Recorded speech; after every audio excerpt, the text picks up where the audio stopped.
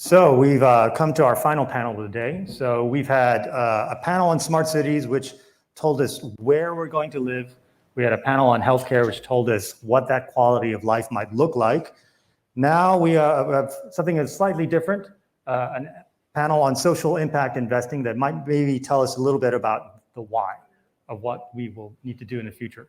So it's my pleasure to introduce Philo Alto from Asia Value Partners, founder and CEO of Asia Value Partners Advisors, who will be moderating this discussion with Eric Ng and Annie Chen. So, please. Welcome, everyone. And this is the third session for this afternoon on the Impact Panel. My name is Philo Alto, and I'm the founder of Asia Value Advisors. I'll be moderating today's session in conversation with my fellow panelists, Ms. Annie Chen, Chair of ours Group, and Mr. Eric Ng, CEO of Happiness Capital. Thank you for joining us today. To get things started, I'd like to focus on 4 themes from this morning's session and bridge it to our session today. And as you know, it's a full day of jam-packed session.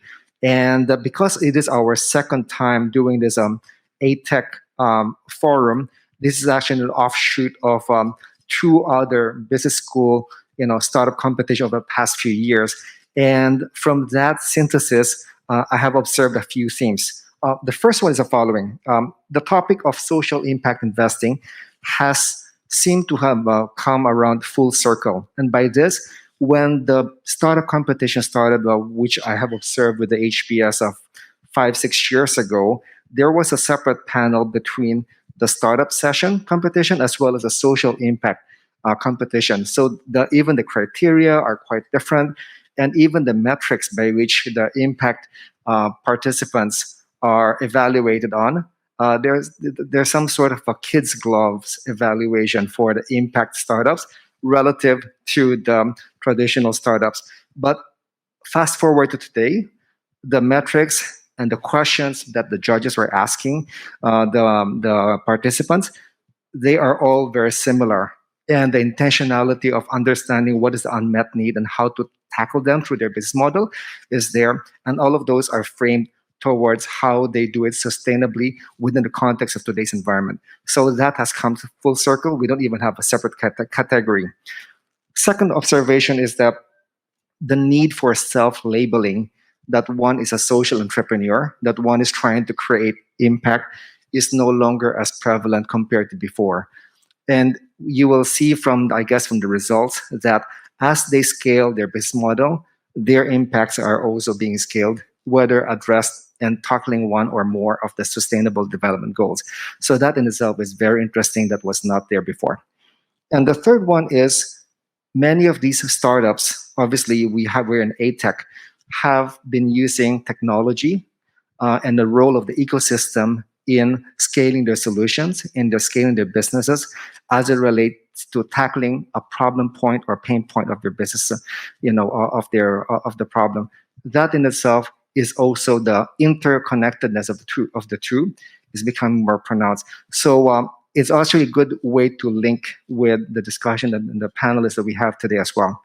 And the last but not least is the talent aspect of things. Many of the entrepreneurs who presented today, they have come also from other backgrounds, either private sector, as a banker, as a consultant, or what have you, and they are doing different things that is more in line with their current life stage, and also their passion to address issues that have sustainability as such. So those are the 4 themes, and I would like to lead that on to our session today, where we have Ms. Annie Chen and Mr. Eric Ng, who will be presenting their own angle as to how they look into the space.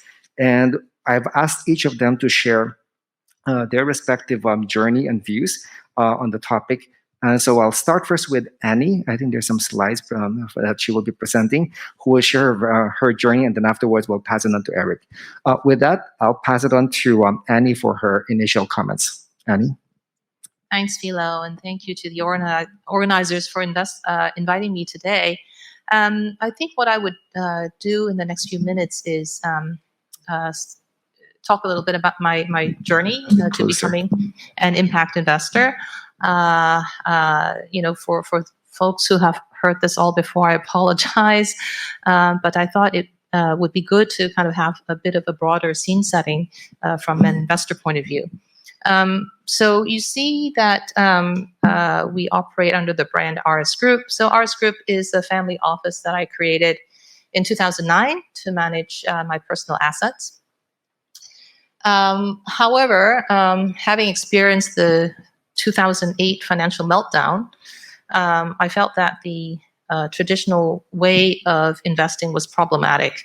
And I increasingly saw the connection between kind of a blind pursuit of profits and economic growth and the many crises that the world faces, like climate change, environmental degradation, biodiversity loss, not to mention something that, is very close to home here, the widening wealth gap, and also the pressure that our overconsumption puts on the natural world. And I think, that was, a bit of a cause behind the whole COVID pandemic as well. So in 2008, I really wanted to find a way to invest our capital more responsibly and more impactfully. Our approach is underpinned by the concept of blended value. This is a framing that was first articulated by a gentleman named Jed Emerson, who is a thought leader in the field of impact investing. And coincidentally, or maybe not so coincidentally, Jed is also an advisor to Eric's group, I believe. So blended value, this whole concept, what does it tell us? It tells us that investments generate not only financial value, but also environmental and social value. In other words, every investment actually has impact. The question is what the impact is and whether it is net positive or negative across these various domains. And once I realized this, I think, then as an investor, I want to link my values and become a conscious investor in every investment that I make.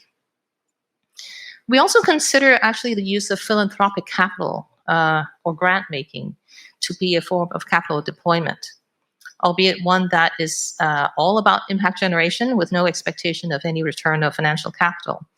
And we call this aggregation, a combination of both the investment side and the philanthropic side as a total portfolio management approach, where we make sure that both these activities are aligned towards the same mission goals.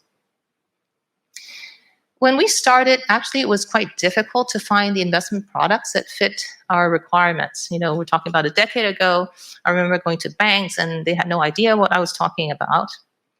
But fortunately today, there's not only wider recognition and acceptance that asset owners should consider risk, return, and impact when investing. There is actually a much broader spectrum of investment possibilities for asset owners like us who want to integrate sustainability and impact considerations into our investments. Moving to what we're doing now. So in the last few years, climate change has become a big topic in finance. And it is also something that we at RS Group care deeply about. In fact, for quite a number of years, we've been trying to integrate climate change considerations into our portfolio. So already in 2013, we divested from fossil fuel investments. Back then, a lot of people challenged us for taking that step. But you can see even the Harvard Endowment, I think, recently made that decision to divest. And more recently, we have increased our efforts to understand both the carbon footprint in our portfolio, as well as the extent to which our investments align with the Paris Agreement of 1.5 degree goal. On the grant-making side, we have been longtime supporters of a number of environmental NGOs in Hong Kong that work on issues that intersect with climate change issues as well. But realizing that climate change is a very urgent issue and that time is not on our side, and also to achieve deeper and more focused impact, we decided to dedicate a portion of our resources to climate change proper, with a strategic focus on natural capital preservation in Asia and we call this the Natural Capital Initiative. Just very quickly, our research wanted us to led us to focus on supporting nature-based solutions and using blended finance structures. I know this is a tech conference, but I think that we would all agree that we do depend on nature to survive, and so that's why we wanted to go there. And in fact, there's a very huge link between nature and economic benefits as well. And why blended finance? Because very few natural capital projects can actually meet the risk and return requirements of institutional capital. Whereas if you can design a good blended finance structure, which uses a mix of market and concessionary or philanthropic capital, we can make such projects much more attractive to private capital and thus help these projects to achieve scale. Now, with an over $800 billion funding gap for nature-based solutions a year, scale is everything. So I'll just end by saying that, as a family office, we have very flexible use of our capital. So within this pool that we've dedicated to our natural capital initiative, we will deploy the capital both in terms of grants. For example, we gave money to a group called Convergence to provide design funding grants to groups that are trying to come up with these blended finance structures. We are in the middle of planning to build our own nature venture builder, which we will invest in ourselves, hopefully, and also probably through this invest in the underlying ventures as well. And then finally, we also want to address the talent issue because even though nature-based solution has a big need and a big gap in Asia, finding that combination of talent where they have both the financial know-how as well as that passion and knowledge about the environment is very difficult to come by. So we anticipate having to support that maybe through some grants and sponsorship. So I hope this gives you a bit of a broad picture of who we are, what we do, and maybe that'll go somewhat towards setting the scene for what Eric has to tell us. Thank you, Annie. And before I pass it on to Eric, I'd like to ask one or two follow-on questions to Annie. In the two current initiatives that you have, one is a nature venture initiative, the other one is a nurturing talent.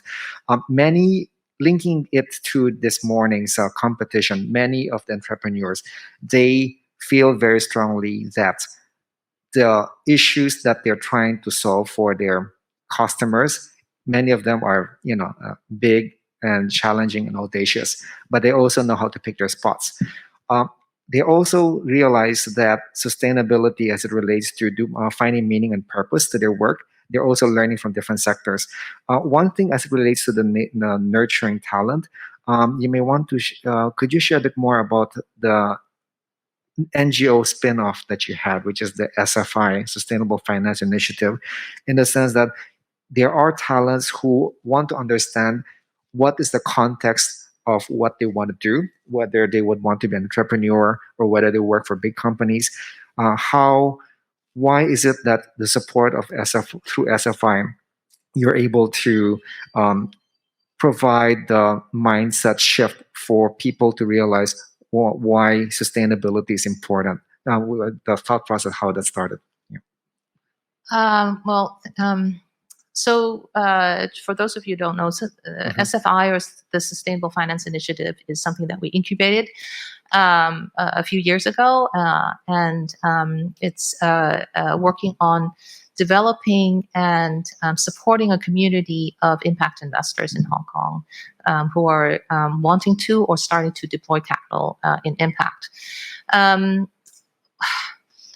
I think talent is particularly a challenge in Hong Kong because of the high costs of living, yes. Right? Yes. So I think, this is also a conversation that goes back years, when you were also, trying to address this need of, people who are still maybe in the early stages of their career, but wanting to pivot, but there isn't an easy way for them to find the suitable role. It's not surprising that a lot of people have ended up becoming entrepreneurs, with the interest in the startup space, but that's not a path for everyone, just because how difficult it is. And so such a high failure rate. And what SFI is hoping to contribute by working with other groups is to help do its part in nurturing talent. So they've done a fellowship scheme, for example, to help people who want to pivot get familiar with the space. Because the space is also quite broad. It ranges from supporting social enterprises to, doing maybe blended finance structuring, right? So depending on your personal skill sets and where you aspire to be. But at the end of the day, I think, it's also timing as well. If the market is not ready, it's just all that much more challenging for people who want to make the shift. But we're starting to see some changes though there. So and I think as you said, this conference and this competition, I think the idea of people starting businesses not just for the sake of starting a business, but to consider what gap are they meeting, and what needs are they meeting, what impact do they have, is very much a given. And the question is, are you able to convince investors to see it your way as well? And along those lines, they also work with private investors. Many of them are next generation who are looking at ways by which they bring in their skills, talents, and resources to deploy towards addressing intractable, whether social and environmental issues. So I think those are the two-legged aspects there. Let's shift gears a bit and turn it on to Eric. Eric has some slides that he would like to share. And here, some of his perspectives will directly have concrete examples that you could look at that touches on one or more of these social environmental things. Eric, you. Great. Slide, please. So we are Happiness Capital. We empower entrepreneurs to co-create a happier world with us. And we are part of the Lee Complete Group. We started 5 years ago, but we invest independently from the core businesses. So our main goal is to create happiness. Of course, food can also create happiness, health, and other stuff as well, like climate change. And we are not a fund, so we're evergreen. So we don't push founders to rush to exit, which is sometimes very important in impact investment because it might take a longer time to actually harvest the result. And here you go. And before I explain how we do impact investment, maybe we look at an example from our portfolio companies. It's called Redefine Meat in Israel. We led the $29 million Series A last year. And we're just closing at around at least like 8 times the pre-money valuation. And what they created is a different animal that produces the delicious piece of meat that you see in front of you, but it's all plant-based. It has the same flavor, taste, texture, fat marbling, and the sizzling cooking experience that you would expect with real meat. In fact, I'm actually going to a tasting event after this. It's the very first in Asia. So we invited a few people to come and to taste, to see the blind tasting, see like real meat and the redefined meat. And you can see this, they created a 3D printer that can actually print plant-based whole muscle gut steak right out there. And each printer can replace 1,000 cows every year. So as you know, cows actually releases most of the methane gases. And the United Nations latest report said methane gases actually is more serious than CO2 to us in the environment. And you can see the juiciness. Is actually it when you bite, you just simply like, oh, it's real meat. So what they started, they didn't want to just start it to start a new meat company. Their mission actually was to save the environment and to save the planet. And the 3D printing of plant-based meat is just the beginning of the whole journey. It could apply to any other stuff that we eat, like pork and chicken and other stuff. And eventually they can apply the same technology to other fields that can help to save the planet. So let's take a look at the video that they produced. This is how they actually perceive the impact that they're creating with this 3D printing technology. One 3D printer by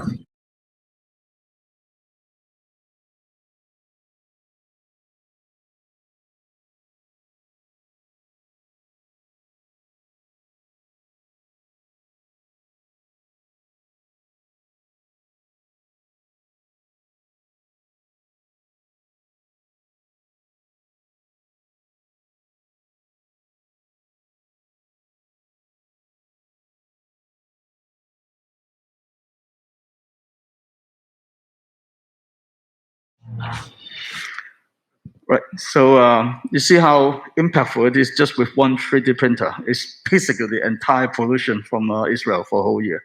And they're actually producing hundreds of these and rolling out to Europe in the next 2 months and in the US next year. And I'll bring them to Asia next year, maybe year after too. And so one machine can replace 1,000 cows, and you can take your math, 1,000 machines can replace so many cows, and hopefully we can still enjoy food, meat, without the sacrifice of our environment. Okay, so that's a typical example of our portfolio companies that fall into food, health, and climate change. So because it's more healthy meat, and it's actually securing the food supply, and it's helping the environment, so tackling climate change. And we also invest in the areas of trust and reduce inequalities, such as we have farmers platform in Africa and India with over 10 million farmers actually using our platforms to help improve their quality of life. And how we did it is we have actually built up a portfolio of more than 55 direct investments and 16 funds in our portfolio.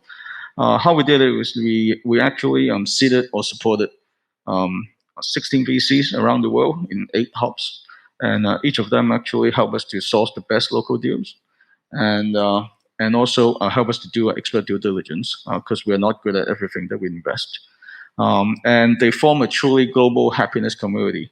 They kind of help each other and help all the portfolio companies in the happiness community to nurture them and to collaborate, because everything is now global. So we need actually global talents to actually work on all these like impactful projects.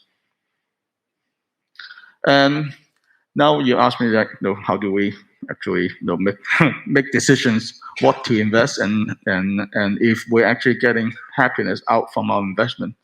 So in our KPI, both financial returns and happiness return are equally important. And in fact, our compensation and reward are also based on both happiness return and financial return.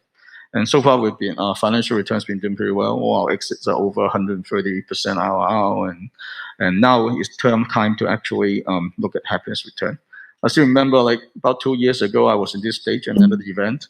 We're talking about how do we measure happiness. At that time, we were very simple, and now we have a methodology that we actually just created, what we call the happiness return metrics.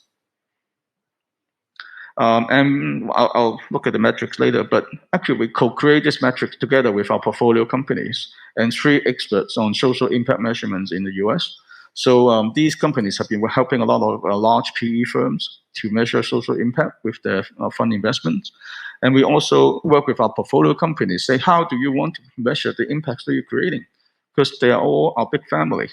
So we're not creating a methodology just to say, hey, you follow us, but we actually create a methodology that everyone likes, everyone wants to use. And we apply them in every stage of our investment stages. But in particular, we want to keep tracking to make sure that they don't have any impact washing when during the expansion. As you know, when you expand your business, shareholders and customers may give you pressure to change course. And that is the nightmare of impact investor, because like you started to support a good mission, and then during the next 5 years, the company, because of revenue, they change course and try to do something evil, and that's not what we want. So we keep tracking them, and because later down the road they might still do fundraising, and we can actually influence the investors. Say, oh, this company is good. This company is actually off track. So this is what we've been doing with our companies. And we also provide insights through all these surveys to help them to identify what can be improved for their stakeholders. Stakeholders could be their customers, their employees, the community, the planet, the government. So it depends what they're doing. And as same as in NE's thesis, we also have like a blended value concept, but what we call an integrated return. So you combine both happiness return and financial return together and form one single number that we can look at easily. And this is a typical dashboard that we create for each of the portfolio companies. We look at the condition and experience for each of happiness for each of the stakeholders. And then we'll actually summarize in a chart in front of you, so that we can easily look at each of the portfolio companies. And these data actually through a qualitative survey, phone interviews, as well as a deep understanding of the business model and technology. And then we aggregate all the data and form a portfolio dashboard. And the dashboard can actually help us have a snapshot of a portfolio, how well it is doing in terms of like happiness creation all over the world, and give our investor also a good sense of like how much happiness we're creating and where we're creating. And this is in a nutshell how we are actually identifying opportunities, make our investment decisions, and how to actually measure both financial and happiness return during the entire course of the investment. Thank you, Eric. It's very impressive how the Redefine Meet started first with a specific, clear, broad macro issue, which is the environmental challenges. And there are many metrics along those lines, such as the United Nations Sustainable Development Goals on that front. And from that point, they're able to create a business model around that. I'm just curious, as it relates to all the, I guess, proposals that you have been receiving, how has the conversation changed since the time you first started looking into this? And in terms of the potential investees, are they now seeing this as a more integrated conversation, or is it still more like, okay, what does investor want to hear and how do I address it? What's your view? Actually, we move very fast. Sometimes our decision making could be like within minutes. Because sometimes you have to grab very good deals around the world, and time zone difference, and also the competition. In particular, actually during COVID and after COVID, the competition of deals has been like increasing. But one thing that we always focus is like, why you do it? Like, so what is your mission? And why do you do it is important, because when you drill down into the why, then you actually know whether this person is really wanted to make an impact. Sometimes they just want to create a startup for startup's sake, and they use impact to kind of like package it, but they are not really in the deep heart. They want to do something to for the planet, for mankind. So we actually look at it very seriously, and then because business model and technology is always evolve. If they have a good team of people, which is all rounded with the good business people, technology people, and scientists, they can usually crack the problem with our help and with our partners' help. But if they don't have a mission-oriented or mission-driven kind of mindset, they might give up easily, or they might actually change course to become evil. So in our mind, we are very particular when we drill down into the mission and the why, and then we look at the technology and also whether they have a advantage, or comparing to other competitors, maybe another 5 years or 10 years competitive advantage ahead. And this is how we actually evaluate deals. And sometimes we jump into deals very quickly. Got it. Now, maybe to the extent that you were able to watch this morning's sessions, is there, maybe it's a question to both Annie and Eric as well. To what extent any any of the competitors who presented this morning, any one of them that resonated in relation to the work that you do? Maybe I'll start first with Eric. Yeah, actually, if you look at the investment areas that we focus, two of the companies this morning actually focus on food, right? Avant and Juro, and we have cell culture companies like Brunalu in a pocket in San Diego, and they're actually doing similar things with Avant.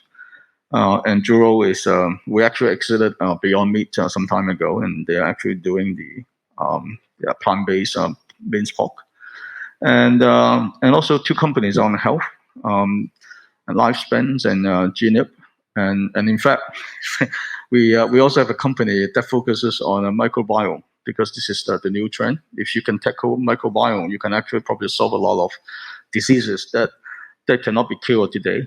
Particularly, we have a company in San Francisco that can help infertile women to become fertile again or become pregnant very easily through adjustment of their microbiome in the gut. Because the microbiome in the gut can actually influence the fertility rate because they're just next door neighbors. And also the medical device space is what we also invest. We have a company called Insight in Israel. They actually provide non-invasive ultrasound therapy to cure Parkinson's disease completely without opening your brain. So this morning, I think some of the companies fit very well into our radar screen, and in fact, we might actually have some follow-on talk with them. We already actually talked to them, a couple of them, like some time ago, and we're tracking their development. And some other companies like the insurance tech companies, Cover, and also the 1 Degree. We also have insurance tech companies like Lemonade in the pocket, and this is a new area because a lot of new consumers they don't really like the old insurance model, and because the environment has changed, the way we work has changed, the way we live has changed. So the insurance model should also evolve alongside with our lifestyle change as well. So we support that kind of themes very much. Thank you. From Annie's perspective, as it relates to, for example, Nature Venture Initiative, what do you think are the touch points as it relates to the venture to the startups who may have business models that touches on the impact on the environment? So for them, why would they? What's the touch point? So why would they care about the initiative? Because the ecosystem support is super critical. That enables different stakeholders to eventually do their thing and scale their business model as it relates to that. But for purpose of ATEC, how does the work of the Nature Venture Initiative translate to the investors for the startup? What's your initial view? So I might explain it this way. Well, first of all, I have to say, we don't do a lot of direct investing. We don't have the scale or the team to do it. But in the context of the Natural Capital Initiative, for example, our focus is less on the actual, picking, the promising projects to invest in, but more we do it in the with the intention to help build the field, right? Because we know that there's a huge gap in terms of investing in nature. It does sound a little bit like an oxymoron, doesn't it? But we do need to kind of like use the market to direct more resources to help protect nature. But in Asia, we find that there are a number of gaps. There's a shortage of pipeline. There's a shortage of these ventures, that actually can grow in scale. And then thirdly, it's the talent piece that I mentioned. And so within the Natural Capital Initiative, we're trying to address these gaps, not so much that, because, we want to find the projects to invest in, but so that we can help grow the market, so that additional capital can come in. So it's more with that catalytic mindset that we designed the Natural Capital Initiative. Thank you, Annie. And that also segues into the reason why we're having this panel in the first place, and the impact panel, because as you can see, there are impact that can be accrued by direct company and the organization or business model intervention. There are also impact that can accrue to the ecosystem. In the case of the Natural Capital Initiative that Annie has, it is the ecosystem building that enables the different players to facilitate certain business models that would otherwise not be possible as of yet today. So maybe in 5-10 years, there will be newer startups that will be enabled, and that'll be catalyzed going forward. So this is like an ongoing development at this point, and ATEC is one platform that will be having competitors this year, which may be very different in the next 5 or 10 years. So every different player has their own space to play. One more question before we ask Eric and Annie for their closing words is the concept of impact. We now have the impact space becoming more and more sophisticated, and now we have moved from first defining impact in terms of being personal and aspirational to impact being more rigorous and measuring, managing. And now there's this new industry that's happening called assurance of impact. So there's a lot of buzzwords, but underlying the buzzwords, there are actual metrics. Even our HBS, they have this initiative called the impact weighted metric that leads into accounting. Eventually, all of this will be more quantified, and that will hit the bottom lines of many of the startups today, which will be big organizations tomorrow. So the question here is like, how do you think the evolution of the investments or opportunities that you're looking at right now have evolved in terms of the integration of impact into the space? Do you think it is progressing fast enough, or do you think it's still at this early stage from your respective views? Okay, so it's always been, I think this whole impact measurement business has always been a challenge. And as Philo said, it is a fast evolving space, though, in the sense that, there's many different attempts to capture and explain and then to measure the impact.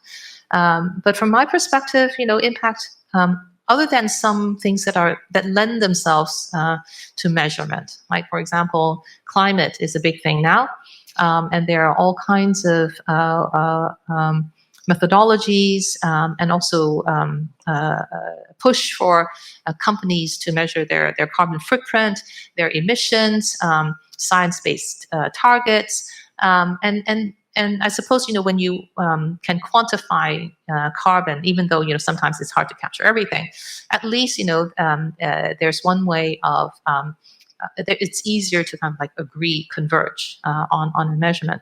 But for things like happiness, I'm really curious. At some point, I'm going to ask Eric to really explain to me how they do it. But like social return, environmental return, people are trying. But I think we just have to accept that, not everything can be measured. And then it really has to come from, being clear that what your intention is, first of all, as an investor. What do you think the gaps are? But not just, do it in a very subjective way, right? Cross-check with others to see, whether that is really a real gap. And then challenge yourself to think, okay, what are the possible ways of looking at filling this gap? I find sometimes that, we live in a world that's quite linear. And so we tend to want to think A leads to B leads to C, but not looking sideways to see and to look for, other factors that may come into play. So, I applaud the effort. I think we do need to get more sophisticated when it comes to impact measurement. But let's not let perfect be the enemy of the good, right? So I think, it's something that we consistently try to improve on, but we may never get to perfect. I don't think we actually will. And just building on that point, is there's a truism like not everything that matters, and not everything that matters actually gets measured, unfortunately. But we're moving towards that direction at the moment. Eric? Yeah, to us, I think every dollar should be invested to create impact in the world. And in fact, I have a recent conversation with my friend who is the deputy director of the European Investment Fund. He said now now we're actually collectively thinking whether if we are tackling a solution, maybe we can just say this is contributing to the solution or not. So yes or no. Don't even need to measure. Just a waste of time and money. And simply say, oh, okay, you're trying to treat a Parkinson's disease. This is contributing to the path. Yes and no. So that actually may actually ease the mind of a lot of investors. Say, oh, am I creating impact, or how much are we creating?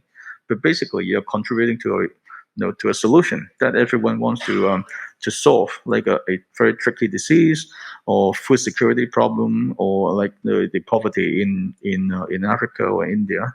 So to us, I think when every dollar is spent on impact, then we can actually relax our mind and try to say, okay, we try to enlarge and get more people onto the bandwagon and try to create impact altogether.